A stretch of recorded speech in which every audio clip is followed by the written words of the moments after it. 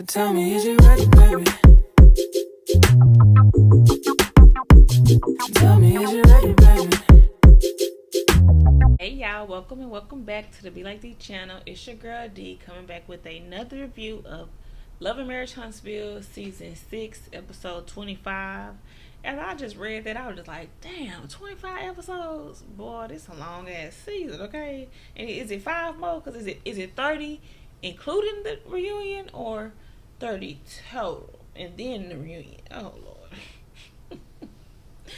But anyway, let's go ahead and get into it. The episode opens up where we left off, where we with the Fletchers and they were going off. Shut up, Lexi. Okay, shut up.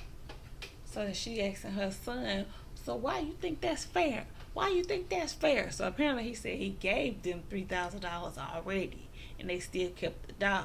She was like, no, that's money you already owe me. I said, oh, damn.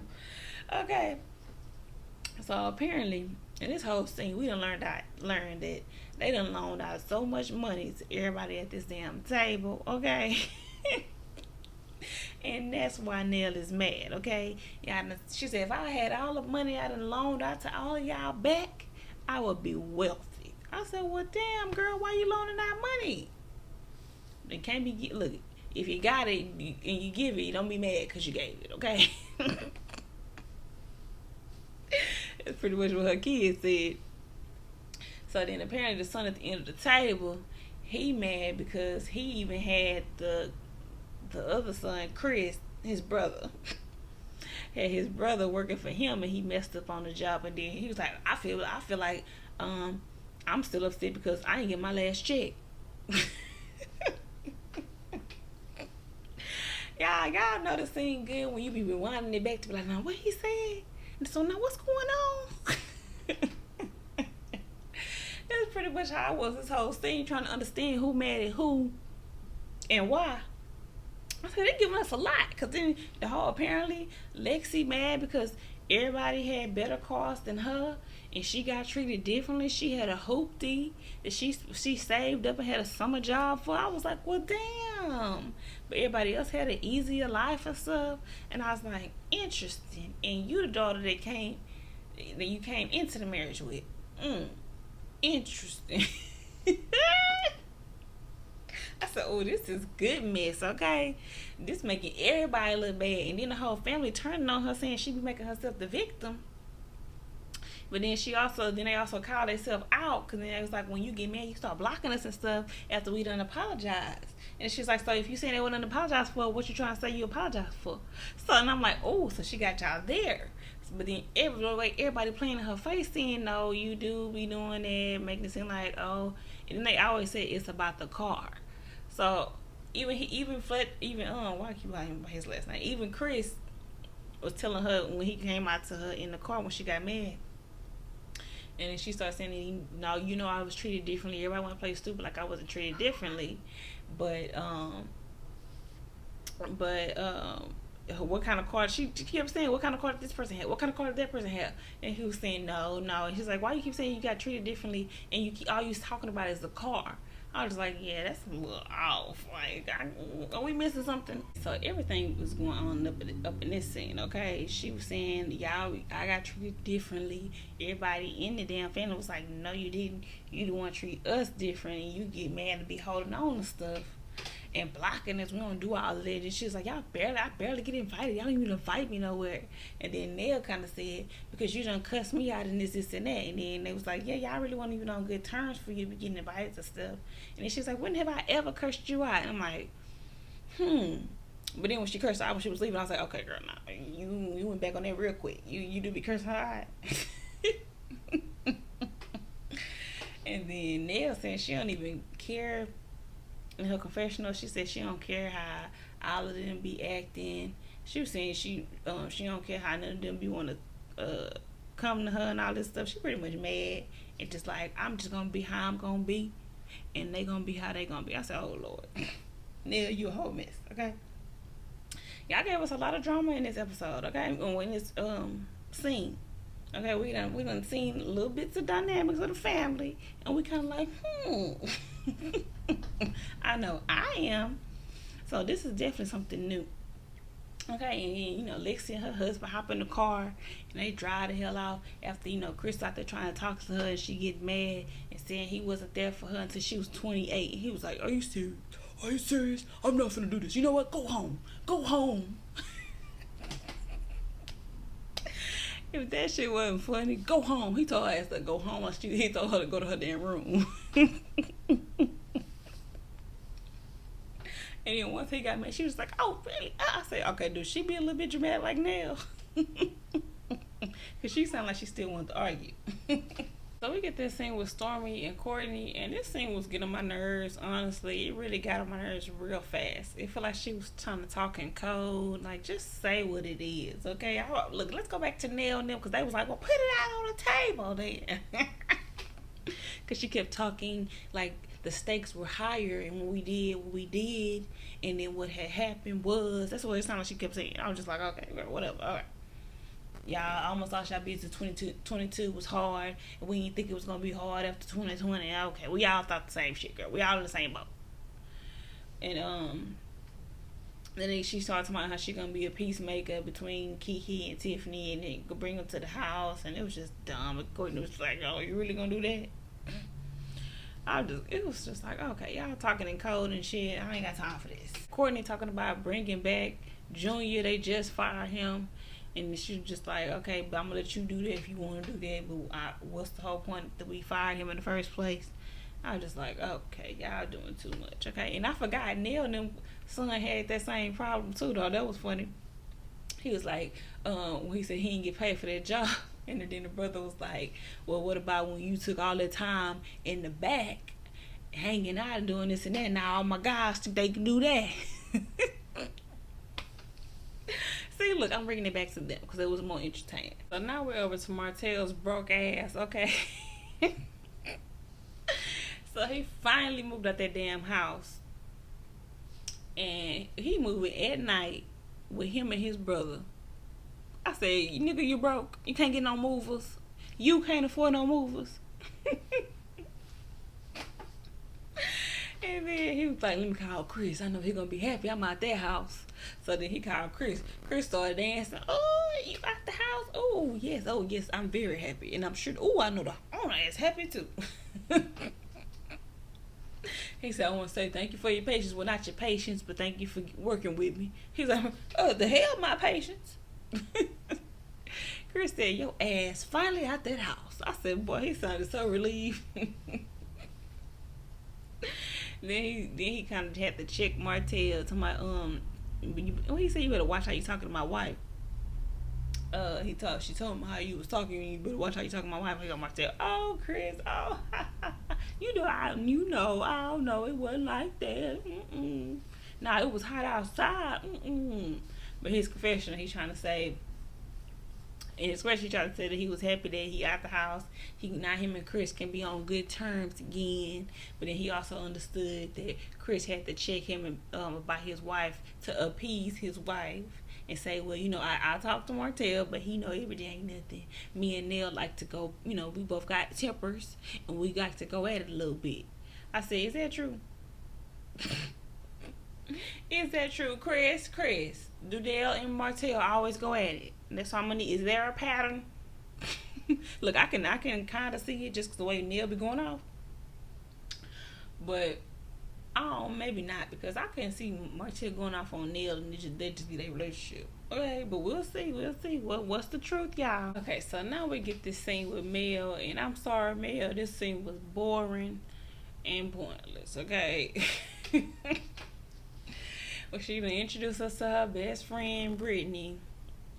And they both seemed a little nervous to be on camera together. They both kept smiling and smirking at each other as they packed up 7th Avenue product.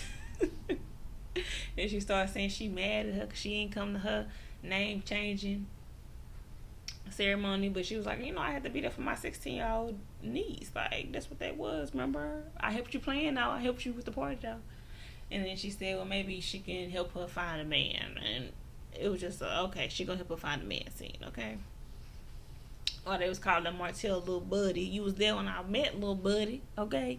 She was her college roommate and best friend from college. I'm like, is this the friend that they got in common with Kiki? But and also, side note, Brittany was so pretty, okay? So pretty.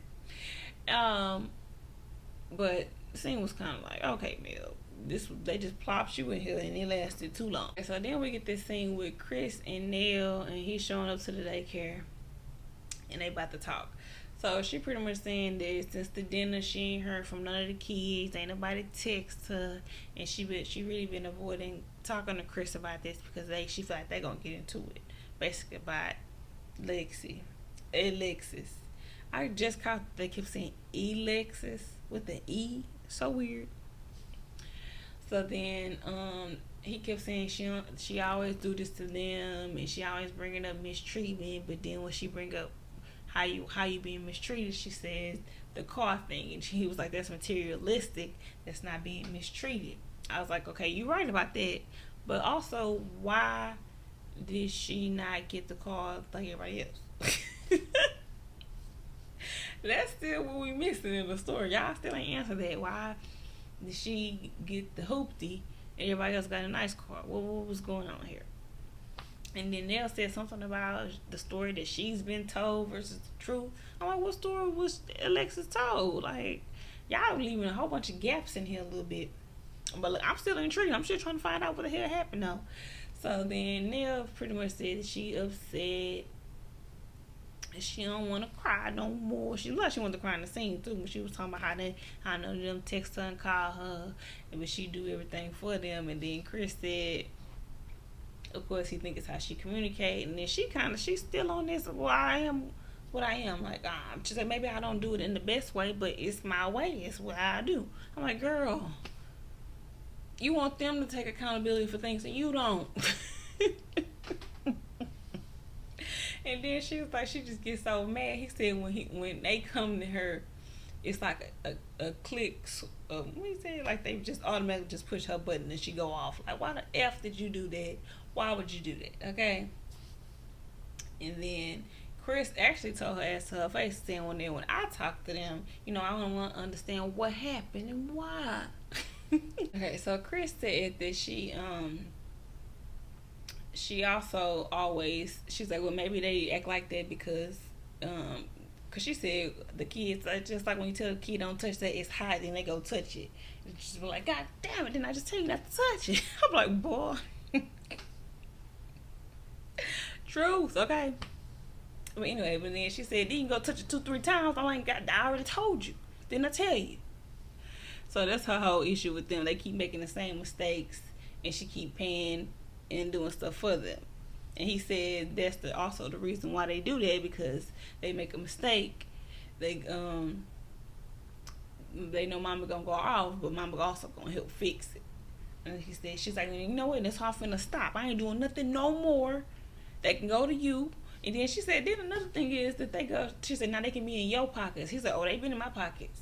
And I'm just like, what the hell? So y'all pretty much got so spoiled as kids, okay?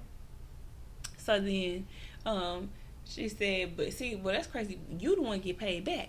They pay you back. But I don't get paid back. I got to be on a 3-year investment plan.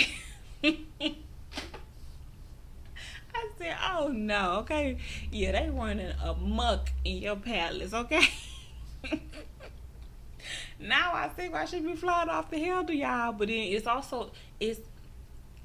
what is it called? It's of her own creation, okay?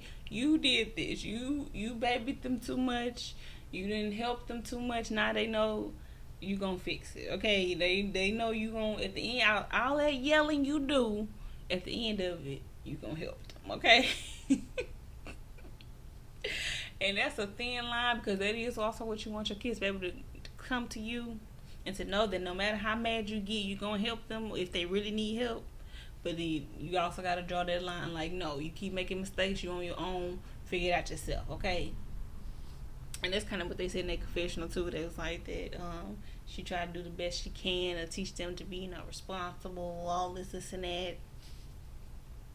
And She don't want them to keep making the same dumb mistakes, and she pretty much gonna have to put her boundaries up that I can't help you no more. You gotta help yourself. You gotta grow up. It's time for you to do on your own. Okay. And how old are all these kids again? Did we ever get ages? But they old enough. Shit, they got jobs and shit. Yeah, this Neil and Chris stuff is pretty good. I don't know. Do y'all think the same? Okay, so now we got this last scene with Stormy and Kiki, and Stormy basically got them at the guest house, and she said somebody then froze out her AC on 58, so now that it's hot up in there. But then she wasn't sweating, but Kiki was sweating her ass off. Okay, Kiki had the napkins, but she said the side effect of the methadone treatment is sweats, so that's why she sweat a lot. Then I was also like, I don't know, how hot is it in there? Cause shit, if she ain't got nothing on, and sometimes I don't know. Sometimes at some moments you be sweating a little too hard, and you'd be like, why?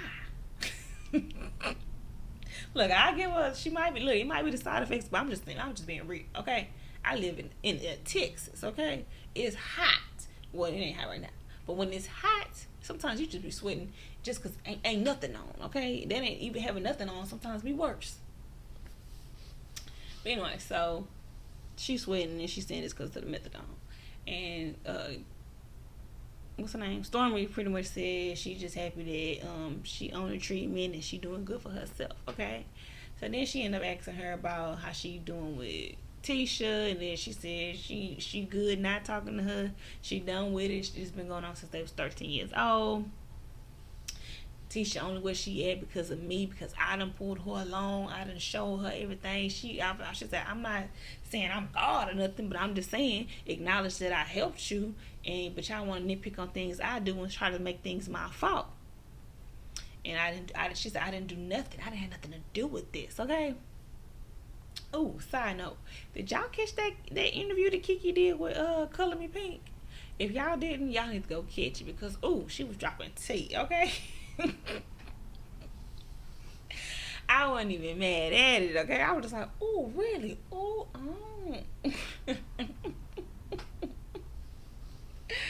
So, y'all ain't go check that out.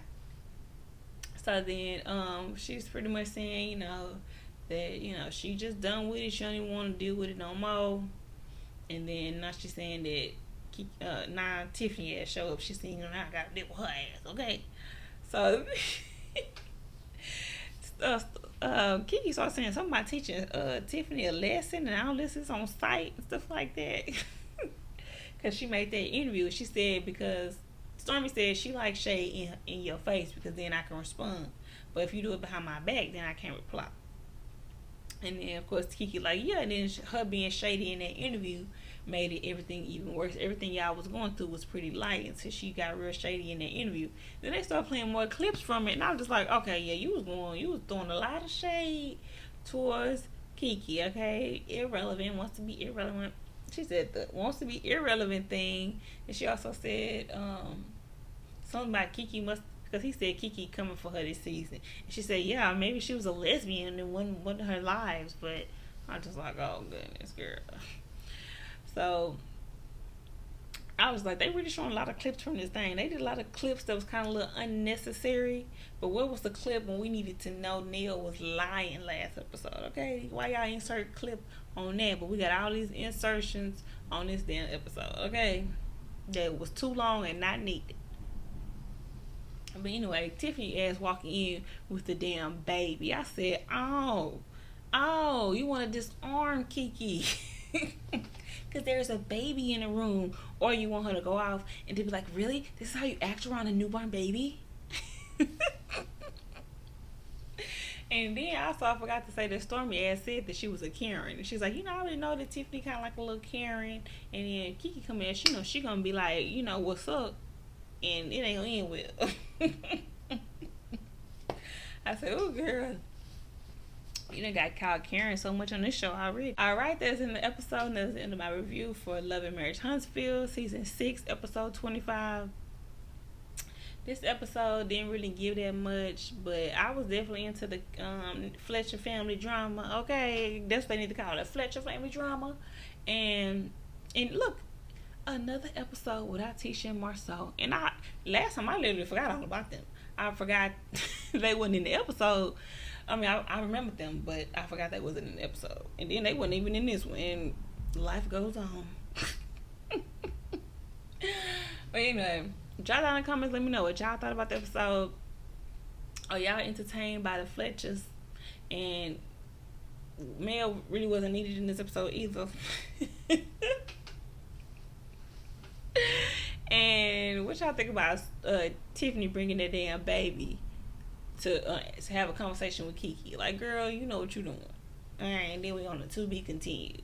So drop down in the comments, let me know what y'all thought. Remember to like, comment, and subscribe to the Be Like Dee channel, okay?